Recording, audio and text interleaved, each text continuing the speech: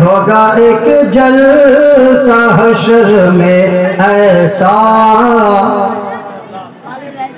होगा एक जलसा हशर में ऐसा, जिसमें सरकार की अज़मत पे खिताबत होगी। जोरे जोरे बोला और उच्च सुरे मोहब्बते। होगा एक जलसा हशर में ऐसा, जिसमें सरकार की अज़मत पे खिताबत होगी। होगा एक जलसा हशर में ऐसा, जिसमें सरकार की अज़मत पे खिताबत होगी कि सदर महशर हमारा रब होगा, सदर महशर हमारा रब होगा। हज़रत बुलबुल सितरा की निकाबत होगी। सदर महशर हमारा रब होगा, हज़रत बुलबुल सितरा की निकाबत होगी। আপনার মতো আমার মতো আদম পাপী গুনাহগার বদকার শিয়াকার বাবা আদম শফিউল্লাহর কাছে আমরা সকলে মিলে যাব। আদম শফিউল্লাহ বলবে, নফসি নফসি, আমি ব্যতীত তোমরা অন্য জায়গায় চলে যাও। এক কাম করো, নূহ আলাইহিস সালামের কাছে চলে যাও, ওনার কাছে যাওয়া হবে। উনিও জিম্মেদারি নেবে না হযরত ইদ্রিস আলাইহিস সালামের কাছে যাওয়া যাবে, উনিও আপনার আমার জিম্মেদারি নেবে না। রাত্রের অন্ধকারে দিনের উজালাতে আপনারা আপনি আমি যে জানে এবং জেনে অজেনে গুনাহ করেছি বাপ, ওই গুনার ফলে আপনার মাহশরের ময়দানে তাপিশ এত হবে বাপ, জমিকে তাবা করে দেওয়া হবে, সূর্যকে মাথার উপরে রেখে দেওয়া হবে। আপনার মতো আমার মতো গুনাহগার বদকার শিয়াকার উম্মতিরা পরেশান হয়ে এক অপরে আলোচনার মাধ্যমে আলোচনা পাস করা হবে। একটা লিডার আমাদের দরকার, যেই লিডার আল্লাহর কাছে সুপারিশ করে দেবে, ওই লিডারটা আমাদেরকে ঢুকতে হবে।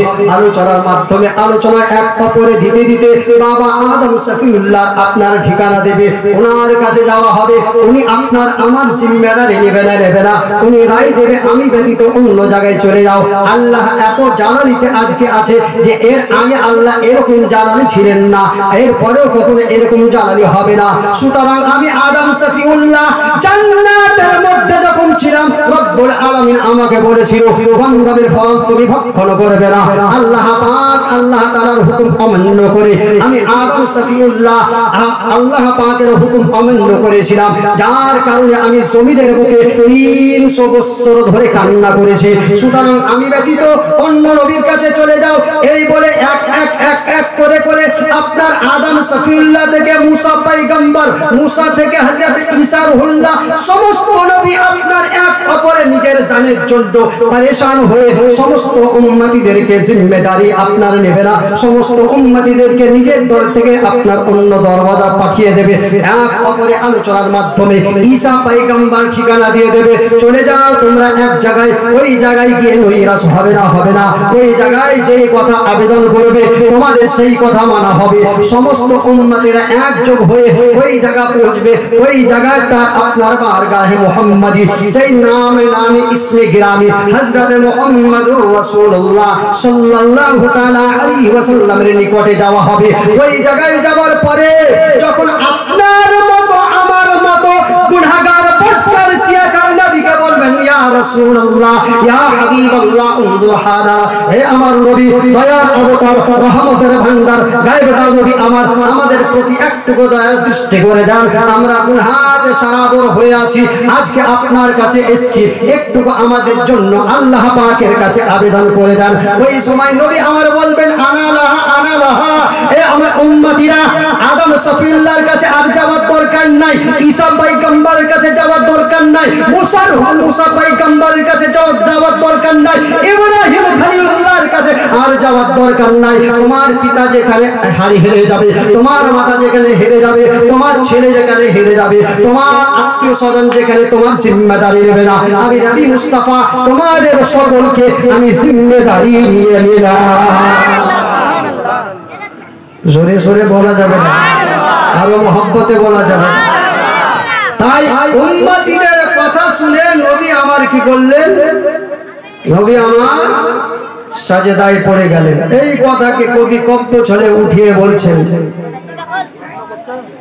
কে হোগা সর মুস্তাফা কা সজদে মে জব পরেশান কে आलम में ये उम्मत होगी, रब कहेगा ये मेरा वादा है, रब कहेगा ये मेरा वादा है, उसको बख्शूंगा जिसके दिल में तेरी मोहब्बत होगी, रब कहेगा ये मेरा वादा है, उसको बख्शूंगा जिसके दिल में तेरी मोहब्बत होगी। होगा एक जल सहशर में ऐसा जिसमें सरकार की अजमत पे खिताबत होगी, कि मैं पढ़ूंगा हदाइते बख्शीश, मैं पढ़ूंगा हदाइते बख्शीश, मैं पढ़ूंगा हदाइते बख्शीश, जलसाए हश्र मगर मुझको इजाजत होगी, कि सुख नारा लगाएंगे सुन्नी, सुख नारा लगाएंगे सुन्नी, और वहाबी के लिए तो रे कयामत होगी, सुख नारा लगाएंगे सुन्नी, और वहाबी के लिए तो रे कयामत होगी। अल्लाहुम्मा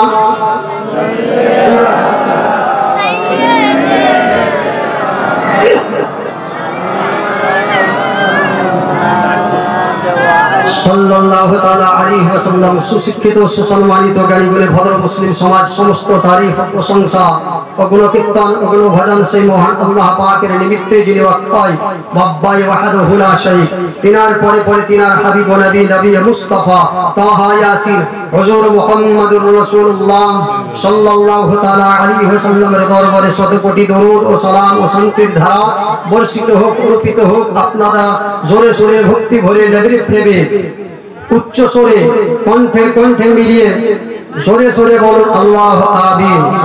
ভদ্র মুসলিম সমাজ, আপনারা এই এর মধ্যে লাগছে শুয়ে গেছে, আওয়াজ তো লাগছে একদম সুস্থ হয়ে গেছে। এই মাহফিল হচ্ছে আমার নবীর, কার বাপ? আমার নবীর। এক্ষুনি আপনাদেরকে শোনালাম যেখানে আপনার বাপ এর ভালোবাসা ফেল, ছেলের ভালোবাসা ফেল, আপনার স্ত্রীর ভালোবাসা ফেল, ওখানে আমার নবীর ভালোবাসা স্টার্ট হবে। জোরে সোরে বলা যাবে না। আরে বাপ জন্মদাতা বলবে লাওয়ালা দিয়ে আমি সন্তান বলে দুনিয়ার বুকে আমার কেউ ছিল না, ময়দানে মাহশরে কেউ কাউকে চিনবে না, একমাত্র আমার নবী। আর আল্লাহ পাক ওই বান্দাদেরকে হাসরের প্রান্তরে আপনারা বসিবেন গুনাহে সাগীরা কাবীরা, যেই বান্দার হৃৎপিণ্ডের ভিতরে হৃদয়ের ভিতরে আমার আপনার নবী হুজুর মুহাম্মদুর রাসূলুল্লাহ সাল্লাল্লাহু তাআলা আলাইহি ওয়াসাল্লামের মহব্বত খানা থাকিবে। ওই বান্দাকে আল্লাহ পাক বখশিবে। আজকে আমার মূল বিষয় টাইম এর দিকে লক্ষ্য করে আপনাদের সম্মুখে আলোচনা করব আকাইদের উপরে। যেন আমাদের দাঁতুড়া গ্রামের মধ্যে আপনার এত আলেম মৌলভী মাওলানা আছে আলহামদুলিল্লাহ, যোগ্য বিজ্ঞ বুদ্ধিজীবী, কিন্তু বাপ এই আলেমদের আজকে কথা সমস্ত মানুষ মানে না। হয়তো 90% মানে, 10% এমন আছে ছাট, বিড়ির পাতা যেমন ছাট পড়ে যায় ওই রকম ছাট মানুষ আছে। ওই ছাট মানুষ এই আলেমের কথা শুনে না। এই আলেমের ব্যাপারে আমার নবী সাহাবী কি বলেছে শুনবেন? এই জোরে জোরে বলেন না, শুনবেন? দুইটি হাত উত্তোলন করে বলেন তো কে কে শুনবেন? মহব্বতে নবীর মহব্বতে আল্লাহ যেন এই হাতকে কবুল করে নেয়, এই লোকগুলোকে আল্লাহ জান্নাতি করে নেয়। দুইটি হাত উত্তোলন করে বলেন, সকলে শুনবেন। আল্লাহর নবী সাহাবী বলেন এই আলেমের ব্যাপারে, আকরিমুল উলামা, তোমরা এই উলামার সম্মান করো। কেন? ফাইন্নাহুম ওয়ারাসাতুল আম্বিয়া। আল্লাহ পাকের নবী সাহাবী বলেন এই জন্য যে ইনারা হচ্ছে আপনার আল্লাহ পাকের নবীর ওয়ারিস। কথা বুঝছেন? আপনার ছেলে আছে, আপনার 10 বিঘা ভূমি আছে, আমার মতো মৌলবি আপনাকে গিয়ে যদি বলি বাপ আমাকে জমি লিখে দিবেন? এই জোরে জোরে বলছেন না কেন? জমি লিখে দিবেন? কেউ দেবে না যতক্ষণ আপনি নাসলি এবং নাসলি আপনার সন্তান না হবে। কোন বাপ এমন জগতে নাই যাকে একবার বাপ বলে দিলে আপনার 10 বিঘা ভূমি আমাকে লিখে দিবে, 10 বিঘা জমি আমাকে লিখে দিবে, কেউ লিখে দেবে না। তো বলার উদ্দেশ্য এটাই, ওয়ারিস হচ্ছে ছেলে, বাপের ওয়ারাসাত জমি জায়দাদ পাবে। তো নবীর ওয়ারিস যে বলেছে, তাহলে নবীর জায়দাদ জমি উনি কি পাবেন? তো কিতাবের মধ্যে পাওয়া যায় যে ইনি হচ্ছেন ওয়ারিস কুল হিসাবে। তো আল্লাহর নবী সাহাবী ব্যাখ্যা বিশ্লেষণ করেন যে আল্লাহর নবী যে কথাগুলো বলেছেন ওগুলো জ্ঞান, হাদিসে কোরআনে যে কথাগুলো আছে ওগুলো জ্ঞান। ওই জ্ঞানের ওয়ারিস হচ্ছে ইনি। সরে সরে বলা যাবে না, ইনি হচ্ছে আগামী দিন। ইনার চেহারা দেখা আপনার নফল ইবাদত, আপনি এক রাকাত নামাজ পড়বেন, এক রাকাত পড়ে না, সারা সারা রাত্রি যদি নামাজ পড়েন আর ইনি যদি ঘুমান, ইনার ঘুমাচ্ছে আপনার নেকি আপনার সারা সারা রাত্রি ব্যাপী নামাজ পড়া ওই নেকি এনার ঘুমার সমতুল্য হতে পারে না। আমি বলি না বাপ, আমার গড়ানো কথা নাই, আমার বাপেরও ঘরের কথা নাই, এগুলো হাদিসে পাকের কথা। তাহলে এনার মান সম্মান আল্লাহ কত উঁচু করেছে কিতাবের মধ্যে পাওয়া যায়। এনার সম্মান করলে আল্লাহ পাকের রাসূলের সম্মান করা হয়। জোরে জোরে বলেন, আর মহব্বতে বলা যাবে। এনার সম্মান করলে আল্লাহ পাকের রাসূলের সম্মান করা হয়। এটাই বলে সমাপ্তি না। আমার নবী সাহাবী বলেন যে ব্যক্তি কোন আলেমের সম্মান করবে, মুফতি আলী আযমের সম্মান করবে, এই ব্যক্তির ব্যাপারে আমার আল্লাহ পাকের রাসূলের সাহাবী বলেন ওই ব্যক্তি আমার আল্লাহ পাকের সম্মান করবে। আর মহব্বতে বলা যাবে না। এই জন্য এনাকে জান্নাতের চাবি বলা হয়েছে। এই আলেমকে জান্নাতের চাবি বলা হয়েছে। আল্লাহ পাকের রাসূলের সাহাবী হযরত ইবনে আব্বাস বলেন জগতের বুকে যদি জান্নাতের চাবি দেখতে চাও তো আলেমে দ্বীনকে দেখে নাও, ওটা হচ্ছে জান্নাতের চাবি। সুতরাং আলেমে দ্বীন ইনারা যে কথাগুলো বলে বা ওই কথাগুলো অ্যাকসেপ্ট করে নেবেন, অন্তরের মধ্যে ভরে নেবেন, তার উপরে আমল করবেন, ইনশাআল্লাহ জান্নাতের চাবি পেয়ে যাবেন। বলার উদ্দেশ্য এটাই বাপ আমার।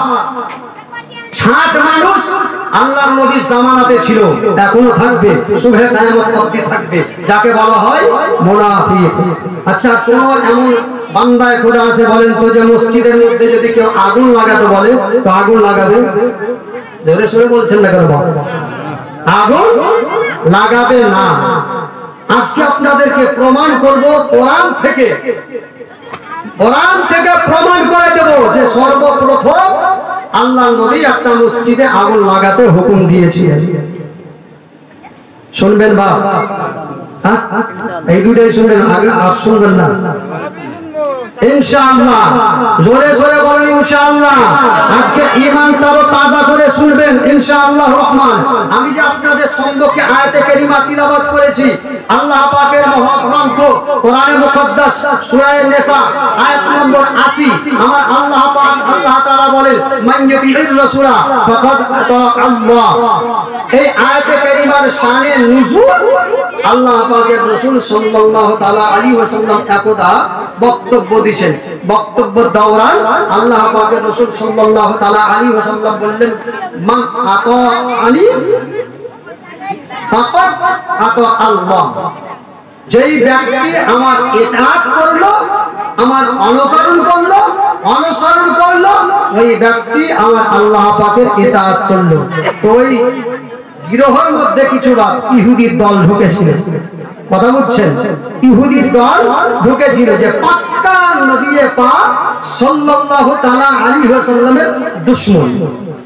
এই ব্যক্তিরা আলোচনার মাধ্যমে আলোচনা করতে লাগলো, এতদিন তো মুহাম্মদ সাল্লাল্লাহু তাআলা আলাইহি ওয়াসাল্লাম নিজেকে রাসূল দাওয়া করত, আজকে নাকি ইনি বলছেন যে এই ব্যক্তি আমার ইতাআত করলো, ওই ব্যক্তি আল্লাহর ইতাআত করলো। মানে ইনি আজকে এই কথা বলতে চাইছে যে আমি খোদা আমার পূজা করব। বলো নাউজুবিল্লাহ, বলে নাউজুবিল্লাহ।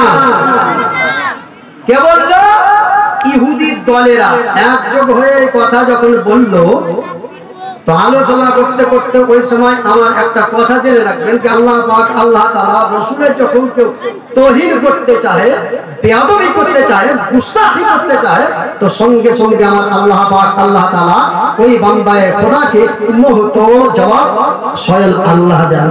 কে দেন? বা স্বয়ং আল্লাহ দেন। সঙ্গে সঙ্গে মদিনাতুল মুনাওয়ারাতে আল্লাহ পাকের রাসূলের দরবারে জিবরাইল ফেরেশতাকে এই আয়াতে কারিমা দিয়ে পাঠিয়ে দিলেন, যাও জমিনের বুকে জিবরাইল আমার নবীকে শুনিয়ে দাও। আমার নবী যেন ওই ইহুদি দলেদেরকে শুনিয়ে দেয় কি আল্লাহ পাকের রাসূল সাল্লাল্লাহু তাআলা আলাইহি ওয়াসাল্লামকে জিবরাইল ফেরেশতা এসে বললেন, মান ইউতি'র রাসূলা ফাকাদ আতা আল্লাহ। যেই ব্যক্তি আল্লাহ পাকের রাসূলের ইতাআত করলো, ওই ব্যক্তি আল্লাহ পাকের ইতাআত ওই ব্যক্তিরা করলো যেই ব্যক্তি রাসূলের ইতাআত করলো। আল্লাহ আগে বলেন, ফামান তাওয়াল্লা, যেই ব্যক্তিরা আমার রাসূল পাক সাল্লাল্লাহু তাআলা আলাইহি ওয়াসাল্লামের ইতাআত করলো না, আল্লাহ পাকের রাসূলের কথা শুনলো না, ফামা আরসালনাকা আলাইহিম হাফিজা। হে নবী আমার, আপনি শুনে নেন, আপনার প্রতি ওই বান্দাদের কোনো জিম্মেদারি নাই। আমি আল্লাহ তাদের সঙ্গে বোঝাপড়া করে দিব। আর এখান থেকে বোঝা যায় যে রাসূলের কথা মানলো না, রাসূলের কথা ইনকার করলো, রাসূলের সঙ্গে গুস্তাখি করলো, রাসূলের সঙ্গে বেয়াদবি করলো, ওই ব্যক্তির রাসূলের প্রতি কোনো জিম্মেদারি নাই। আল্লাহ বলেছেন আমি ডাইরেক্ট তাদের সঙ্গে বোঝাপড়া করে নেব। এখন দুঠাঙ্গা মানুষ সব জ্ঞান কম বুদ্ধি বেশি, দেখবেন নামাজের আপনার হীরা দিয়ে ডাকবে। আচ্ছা বলো তো, নামাজ পড়লে মানুষ জান্নাতে যাবে? এই জোরে জোরে বলবেন। নামাজ পড়লে মানুষ জান্নাতে যাবে, রোজা রাখলে মানুষ জান্নাতে যাবে, হজ করলে মানুষ জান্নাতে যাবে। যদি এটাই হতো তো আপনার থেকে বেশি ইবাদত গুজার, আপনার থেকে বেশি নামাজি, আপনার থেকে বেশি জিকির করনেওয়ালা, আপনার থেকে বেশি সাজদা করনেওয়ালা আজাজিল শয়তানের মতো জগতের বুকে আর কোন মাইলান সৃষ্টি আল্লাহ পাক করেননি। সুতরাং বলা উদ্দেশ্য এটাই, আজাজিল ফেরেশতা এত ইবাদত বندگی করার পরেও সে কেন শয়তান ঘোষণা করা হলো? জোরে জোরে বলবেন, কেন শয়তান ঘোষণা করা হলো? কি কারণে? কিতাব উঠান কোরআনে মুকদ্দাস, কোরআনে মুকদ্দাসের ভিতরে যখন আপনি মুতালা করবেন প্রথম পারা সূরা বাকারা, আমার আল্লাহ পাক আল্লাহ তাআলা যখন আদম আলাইহিস সালামকে সৃষ্টি করে রূহ যখন ভিতরে ভরে পেশানিতে যখন নূরে মুহাম্মদী আপনার আমার নবী হুজুর মুহাম্মদুর রাসূলুল্লাহ সাল্লাল্লাহু তাআলা আলাইহি ওয়াসাল্লামের নূর খানাকে যখন রাখা হয়, এই সময় আল্লাহ তাজিমি সিজদা করতে হুকুম দিয়েছিলেন। গভীর কিতাবের মধ্যে যাবে, গভীর কিতাব মানে গভীর জ্ঞানের ভিতরে যখন তাফসীর, বড় বড় তাফসীর বাইজাবি হোক, তাফসীরে জালালাইন হোক, এই তাফসীর যখন পড়তে যাবে ওই তাফসীরের মধ্যে লেখা আছে বা যে আল্লাহ পাকের রাসূলের নূর এই জায়গা চমকি ছিল, তো ওই নূরের তাজিম করার জন্য আল্লাহ সাজদা করা ফেরেশতাকে হুকুম দিয়েছিলেন। সুবহানাল্লাহ। কাকে হুকুম দিয়েছিলেন? ফেরেশতাকে সমস্ত ফেরেশতা সাজদা করলো, ইবলিস করলো না। জিজ্ঞাসা করা হয় লানাতুল হ্যাঁ মালউন, তো কেন সাজদা করলি না? বলে আল্লাহ তো মাটির আর আমি হচ্ছে আগুনের, আর একে আমি সাজদা করব কেমন করে? ওই সময় এক নবী কহিন করার কারণে আল্লাহ পাক আল্লাহ তাআলা ইবলিস শয়তানের কাছে আগে আয়াতনামা লিখে দিয়েছিল। ওই আয়াতনামার মধ্যে লেখা ছিল বা যে ব্যক্তি আল্লাহ পাকের হুকুমের অমান্য করবে, এই আজাজিল শয়তান তাকে কি এমন ফতোয়া দেওয়া হবে, কি এমন পদ দেওয়া হবে। ওই সময় ইবলিস শয়তান নিজে লিখেছিল আর বলেছিল আল্লাহ যে তোমার হুকুমের অমান্য করবে, তোমার হুকুমকে মানবে না, তাকে শয়তান ঘোষণা করা হবে, তার গলার মধ্যে লানাতের তাপ হবে, তার চেহারা থেকে নূরকে কেড়ে নেওয়া হবে। আল্লাহ পাক আল্লাহ তাআলা হুকুম দিলেন ও চিঠিটা বার করা হোক। যখন ওটা বার করা হলো ইবলিস শয়তানের সামনে হাজির, ওই সময় আল্লাহ পাক তার চেহারা থেকে নূর ছিনে নিল, লানাতের তাপ তার গলায় পরিধান করে দিল, তাকে শয়তান ঘোষণা করে দিল। কেন বাপ? কিসের জন্য? এ নামাজ পড়তো না, এ ফেরেশতার গোস্তাদ ফেরেশতাকে পড়াতো, আবার একে শয়তান কেন ঘোষণা করা হলো? একটাই কারণে যে আল্লাহ পাকের হুকুম ছিল নবীকে তাজিমে সাজদা করো, আর ইবলিস শয়তান সাজদা করলো না, নবীর অসম্মান করলো, আল্লাহ তার ইবাদত দেখলো না, নবীর অসম্মান করার কারণে আল্লাহ তার জিকির দেখলো না, নবীর অসম্মান করার কারণে আল্লাহ তাকে এটা দেখলো না যে ফেরেশতাদের ওস্তাদ নবীর অসম্মান করার কারণে এটা আল্লাহ পাক দেখলো না যে এমন একদিন ছিল যে সাত আসমানের মধ্যে আমার জিকির করেছে, সাত জমিনের মধ্যে আমার জিকির করেছে, কোন আপনার আল্লাহ পাক এগুলো পরোয়া করলো না। একটাই কারণে জগৎবাসীকে পয়গাম আল্লাহ দিতে চাইছে, এটাই শোনো আমি তোমাদের রব, আমি আল্লাহ পাক, আমি তোমাদেরকে ঘোষণা করছি নামাজ পড়ো, এটা আমার হুকুম, রোজা রাখো, এটা আমার হুকুম, হজ করো, এটা আমার হুকুম, যাকাত দাও, এটা আমার হুকুম, নফলি ইবাদত করো, এটা আমার হুকুম। এই ইবাদতের মাধ্যমে যদি আমার নবীর মুহাব্বত না থাকে, প্রেম না থাকে, ভালোবাসা না থাকে, তো তোমার মতো বান্দাও ও নামাজ আমি দেখব না, ও রোজা আমি দেখব না, ও হজ আমি দেখব না, ও যাকাত আমি দেখব না। ইবলিস শয়তানের সঙ্গে নাম কালালিতে ও পাইনাই করে ওর সঙ্গে তোমাকে চাইতে হবে। আরো মহব্বতে বলা যাবে না। আপনাদেরকে শোনাচ্ছি, আপনারাও ইশকে মহব্বতের রাসূলের নারায়ে তাকবীর নারায়ে রিসালাত জোরে জোরে লাগাবেন। কেন তাকবীর লাগা জানেন কি? দুইজন বান্দা আল্লামা আবুল হাক্কানি, যাকে হাফিজে হাদিসে কাসীরা লাকাব দেওয়া হয়েছিল, মানে ও হাদিসের হাফিজ, তো ইনাকে লাকাব দেওয়া হয়েছিল। ইনার কাছে বসে আমি শুনেছিলাম বা আকবরপুরে মৌলানা জাকির সাহেব ছিলেন, কেন ওই এলাকায় পড়াশোনা করেছেন এলাহাবাদে, তো উনি বলছিলেন দুইজন বান্দা জাহান্নামের মধ্যে আল্লাহ তাকবীর লাগাছে, ইয়া হান্নান ইয়া মান্নান, ইয়া হান্নান ইয়া মান্নান, আল্লাহ জাহান্নাম থেকে বার করার হুকুম দিলেন, এই ফেরেশতাদের থেকে বার করা, দুজনকে বার করা হলো। বলে তোরা আমার নাম ধরে কেন তাকবীর লাগাছিস, কিসের জন্য তাকবীর লাগাছিস? তো আল্লাহ পাক আল্লাহ তাআলা জিজ্ঞাসা করলেন, ওই সময় আল্লাহ তুমি এত দয়ালু দাতা যে তুমি তোমার তাকবীর লাগার কারণে এই টাইমটুকুনে তুমি আমাদেরকে জাহান্নাম থেকে বার করে একটু পরিত্রাণ দিলা। ওই সময় আল্লাহ আবার হুকুম দিলে যে যাও এদেরকে জাহান্নামে ভরে দাও। ওই সময় বান্দায় খোদা দুজনে জাহান্নামের দিকে দৌড়তে শুরু করেছে। কথা বলছেন, দৌড়তে শুরু করেছে। আল্লাহ বলেন, হে আমার বান্দা, বলে আল্লাহ কি হয়েছে? বলে জাহান্নামের ফেরেশতাকে বলেছি এরা ধরে নিয়ে তোদেরকে জাহান্নামে ভরে দেবে, তো তোমার দৌড়ার কি দরকার? বলে আল্লাহ দুনিয়াতে তোমার একটাও কথা শুনিনি, এই কথার উপরে আমল করার কারণে, তোমার তাকবীর লাগার কারণে জাহান্নাম থেকে বার করে আমাকে একটু আরাম দিলা, আর কথা তো শুনিনি, তো এই কথাটা শুনেনি যদি তোমার দয়া হয়ে যায়, জোরে জোরে বলা যাবে, যদি তোমার দয়া হয়ে যায়, আল্লাহ খুশিতে রহমতের জোশে চলে এসে আল্লাহ বলেন জান্নাতি ফেরেশতাকে, আমার জান্নাতি ফেরেশতা শুনে নাও, আমি রব বলছি, আমার বান্দা হান্নান মান্নান বলে আমার তাকবীর লাগার কারণে আজকে আমি খুশি হয়ে, আমি রাজি হয়ে এর প্রতি এদের দুজনকে ছোট বড় সমস্ত গুনাহ ক্ষমা করে আমি আল্লাহ জান্নাতি ঘোষণা করে দিলাম, এদেরকে জান্নাতে নিয়ে যাও। এই মুসলমানেরা, তাহলে তাকবীর লাগা কি? জাহান্নাম থেকে পরিত্রাণ পাওয়া আপনার একটা রাস্তা, নিজাত পাওয়ার রাস্তা, মুক্তি পাওয়ার রাস্তা। বাপজিরা আমার, বলতেছিলাম যে আল্লাহ পাকের রাসূল সাল্লাল্লাহু তাআলা আলাইহি ওয়াসাল্লামের সঙ্গে যদি কেউ বেয়াদবি করে, চাই যেইভাবে হোক, যেমন আপনার কিতাবের মধ্যে পাওয়া যায় ইহুদিরা রাসূলকে গালি গালাজ করত আরবি ভাষায়, কিরকম ভাবে, যেমন আপনার হিন্দি ভাষায় শীতের মোটটাকে কি বলে, কিছু বলে তো ভাই আমার, হিন্দি ভাষায় যেখানে আপনার সিঁদুর পরে গায়ের কমের মানুষরা ওই জায়গাটাকে হিন্দি ভাষায় কিছু বলে, যেই ভাষাটা আমাদের বাংলা ভাষায় বললে মা বোনেরা ঝাঁটা নিয়ে আপনাকে গলি গলি তাড়বে। কথা বলছেন? মা বোনেরা ঝাঁটা নিয়ে আপনাকে গলি গলি তাড়বে। জাস্ট আল্লাহ পাকের রাসূল যখন বক্তব্য দিতেন, তো বক্তব্য দেওয়ার সময় সাহাবায়ে কেরামকে কোনো প্রশ্ন করার দরকার পড়ে যেত, আল্লাহর নবী সাল্লাল্লাহু তাআলা আলাইহি ওয়াসাল্লামকে বলতেন, ইয়া রাসূলুল্লাহ রাইনা, ইয়া রাসূলুল্লাহ রাইনা, হে রাসূলুল্লাহ আপনি আমাদের দিকে একটু দৃষ্টি করে না, আর আমার কথাটা শুনে নেন, একটু ভালোভাবে বুঝিয়ে দেন।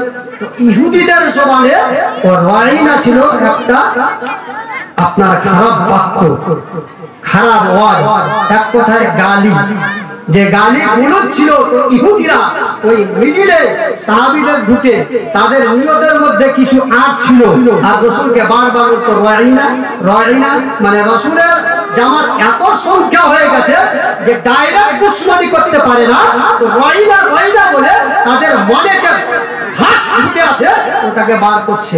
আল্লাহ বরদাস্ত করলেন না, আল্লাহ সঙ্গে সঙ্গে জিবরাইল ফারিস্তাকে বললেন, হে আমার জিবরাইল ফারিস্তা, আপনি এক কাম করো, কে জাবিরের বুকে গিয়ে আমার নবীকে বলে দেন, ইয়া আইয়ুহাল্লাযীনা আমানু লা তাকুলু রাইনা ওয়া কুলু যুন্না ওয়াসমাউ ওয়ালিল কাফিরিনা আযাবুন আলীম। সূরা বাকারা 104 নম্বর আয়াতের মধ্যে আল্লাহ ঈমানওয়ালাকে বলছেন, হে আমার ঈমানদার বান্দারা, তোমরা যখন কথা বলবে তো আমার রাসূলকে রাইনা তোমরা বলো না, এটা ছেড়ে দাও। জোরে জোরে বলো, রাইনা বলো না, এটা ছেড়ে দাও। এর জায়গায় উনজুরনা বলো, ইয়া রাসূলুল্লাহ আমাদের দিকে দৃষ্টি কারণ করেন, দয়ার দৃষ্টি করেন।